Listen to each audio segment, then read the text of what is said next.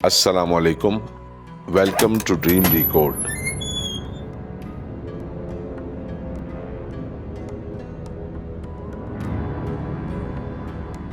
خوابوں کی دنیا میں خوش آمدید۔ اپنے خوابوں کی صحیح تعبیر اور خوابوں میں دیے گئے اشارے سمجھنے کے لیے دیکھتے رہیں ڈریم ریکارڈ، کیونکہ ہم بتاتے ہیں خوابوں کے ماہرین کی مستند کتابوں سے آپ کو آپ کے خوابوں کی تعبیریں۔ یہ کہا جاتا ہے کہ اگر جن یا جنات کا احساس ہو، یعنی آپ کو اپنے گھر میں جنات کا احساس ہو یا اپنے جسم میں کسی جن کی موجودگی کا شبہ ہو، تو فوراً وضو کر لیں یا غسل کر لیں، تو جن کا اثر ختم ہو جائے گا یا کم از کم شدت ختم ہو جائے گی، کیونکہ جنات کو بغیر دھوئیں کی آگ سے پیدا کیا گیا ہے اور آگ کا سب سے بڑا دشمن پانی ہے۔ اس لیے پانی سے غسل یا وضو کرنا ایسی صورتحال میں اچھا رہتا ہے۔ ویسے جنات تقریباً ہر گھر میں رہتے ہیں یا ایسے گھروں میں ضرور بسیرا کر لیتے ہیں جو کافی عرصے تک خالی رہے۔ اگر آپ کو ایسا محسوس نہ بھی ہو تو غسل کرنے سے ہر انسان فریش ہو جاتا ہے اور ایک فرد بخش احساس پاتا ہے۔ اب وہ غسل چاہے کسی تالاب یا دریا میں ہو، سوئمنگ پول میں ہو یا پھر گھر کے باتھ روم میں شاور کے ذریعے کیا جائے۔ غرض نہانا ایک ایسا صفائی کا عمل ہے جس کے بعد نہ صرف انسان بلکہ پرندے اور جانور بھی خوش ہوتے ہیں۔ شاید آپ یہ بات جانتے ہوں کہ دنیا کے سارے پرندے سوائے چند ایک پالتو پرندوں کے سب روزانہ نہاتے ہیں، اور ایسا سردی کے موسم میں بھی کرتے ہیں۔ ہاں، کچھ انسانوں میں نہانے سے چوری کرنے کی عادت ہوتی ہے، جس پر وہ اپنے گھر والوں سے روزانہ کی بنیاد پر باتیں بھی سنتے ہیں، مگر اپنی کاہلی کی وجہ سے نہانے کو زیادہ پسند نہیں کرتے۔ چینل سبسکرائب کریں اور بیل آئیکن پریس کر کے نوٹیفیکیشن بر وقت جانیے۔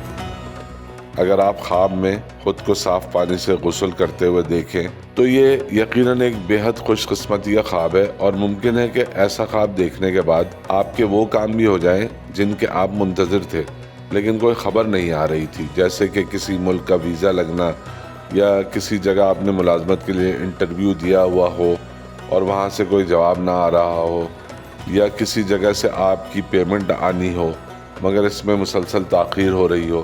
اور اگر آپ خواب میں خود کو گدلے پانی میں غسل کرتے ہوئے دیکھیں تو یہ ایک بدقسمتی کا خواب ہے، جس کو دیکھنے کے بعد ہو سکتا ہے کہ آپ کے ساتھ کوئی نامبارک واقعہ پیش آ جائے۔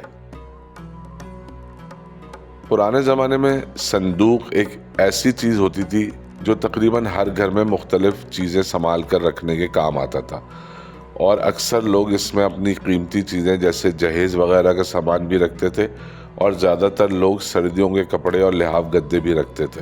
صندوق کے کئی سائز ہوتے ہیں، جن میں اتنے بڑے صندوق بھی ہوتے ہیں کہ اس میں 3-4 آدمی بیٹھ کر چائے بھی پی سکتے ہیں، مگر اب ایسے صندوق صرف دکانوں پر ہی رکھے دکھائی دیتے ہیں اور آپ انہیں دیکھ کر سوچتے ہیں کہ یہ کون لوگ خریدتے ہوں گے۔